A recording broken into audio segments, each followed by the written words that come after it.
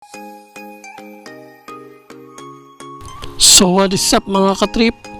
Welcome to my vlog. So today pag-uusapan natin yung tungkol sa paglabas ng SNIPER155 o mas kilalang SNIPER155 sa ibang bansa. Kamakailan kasi may kumakalat na memo na galing sa Yamaha. Tapos may mga kumakalat din na picture ng isang truck na puno ng Yamaha SNIPER155. Pero bago natin pag-usapan yan, intro muna tayo.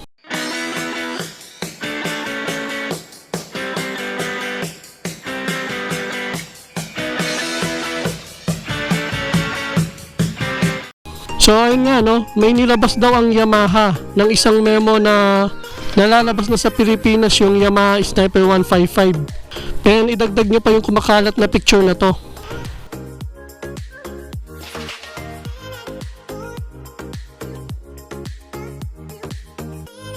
So ayon dito sa memo, lalabas na daw yung SNIPER155 ngayong May. Yes po, ngayong May 2021. Pero hindi sinabi yung exact date kung kailan lalabas. At ayon dito sa memo, may dalawang variant na ilalabas yung SNIPER155. Yun yung SNIPER155 na standard version at saka SNIPER155R. Hindi ko lang sure guys kung ano yung nadagdag dun sa SNIPER155R. Mostly ang meaning ng R sa isang motor is racing, no? Then doon naman tayo sa pricing guys. Ayon dito sa memo, yung SRP nung standard na SNIPER155 is 114,900. At meron itong 3 color variation, matte black, matte gray at saka blue. Yun namang SNIPER155R version ay may price na 120,900 pesos. At isang color lang yung available, matte light brown or yung matte titan. Ang tanong, legit kaya itong memo na to or fake? Nagtry akong mag-search sa internet pero di ko makita yung source kung saan nang galing yung memo. Madali lang kasing gumawa ng ganong memo guys i-post sa internet, ikalat. Kung pupunta ka naman sa Facebook page ng Yamaha Philippines wala ka naman makikitang ganong memo. Tungkol naman dun sa kumakalat na picture ng truck na may mga lamang SNIPER155, hindi kasi pinakita yung plate number ng truck kaya hindi tayo sure kung talagang dito siya sa Pilipinas. Hanggang nga sa lumabas tong picture na to guys. Kung mapapansin nyo, merong LTFRB number yung truck. So ibig sabihin, dito nga sa Pilipinas to. Then ayun, meron pang nakasulat na Philippines. So sigurado na tayo na dito nga sa Pilipinas tong truck na to. Ang sabi nila, itong truck na to is nasa Calamba, Laguna. So hindi ko lang sure. Pero ang sure natin dito is siguradong nandito na to. So isa ako sa mga excited na makita sa personal itong motor na to. Bakit? Napakadami kasing nadagdag dito sa version na to. Hindi katulad sa mga nagdaang version ng SNIPER150. Binabago lang yung headlight, nagdadagdag ng kulay, nagdagdag ng mga buttons. Pero dito sa bagong SNIPER155 na to, madaming dinagdag, especially sa makina. Napaka-sporty look at napaka-aggressive tingnan. Modern looks talaga. Mas pinaangas ang headlight, mas pinaporma ang harapan. Sa bandang likuran naman, kung mapapansin nyo, nahahalin tulad ang design ng taillight sa R1. Kaya napakaganda at sporty looks talaga ang datingan.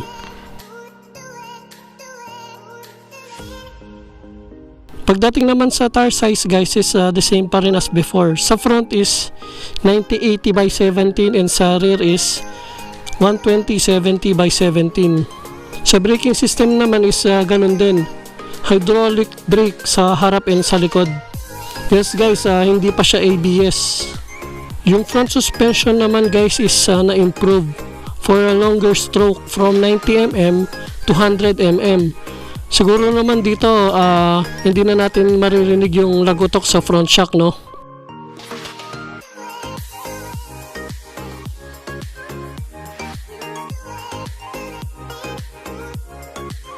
So sa rear shock naman guys is ganun pa rin, monoshock pa rin siya para stable tayo sa cornering.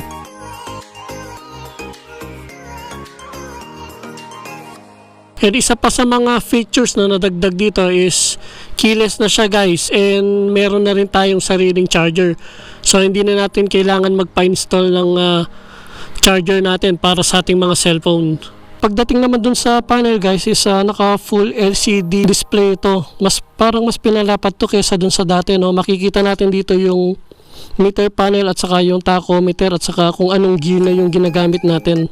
And puntahan na rin natin yung pinaka-importante sa lahat guys is yung makina nitong Sniper. Naka liquid cooled 155cc, 4 stroke, 4 valves, single overhead cam, VVA engine, 6-speed gearbox with slipper clutch.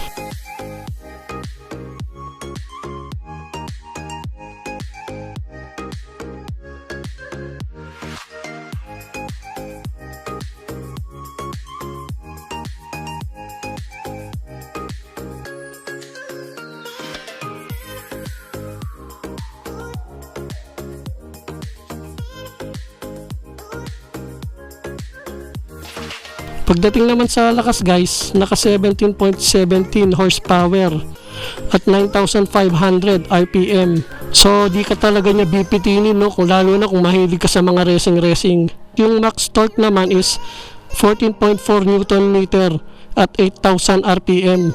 Kitang-kita ko na mga katrip na napakaganda ng arangkada nito, lalo na nadagdag yung slipper clutch. So dun sa slipper clutch naman mga katrip, ginagawa nitong smoother yung pag-shift ng gear natin and para ma-avoid na rin yung engine brake. So mas magiging suabe yung arangkada ng motor natin dito, no? So meaning guys, no, mas pinaganda, mas pinalakas yung motor na to kaysa doon sa mga huling labas nila na SNIPER155. So yung fuel capacity naman guys is pinalaki from 4.2 liters to 5.4 liters. And syempre this is fuel injected guys, kaya asahan natin mas matipid to sa gasolina, no? So ayun, sigurado marami na namang magbebenta ng mga motor nito para makabili lang nitong SNIPER155.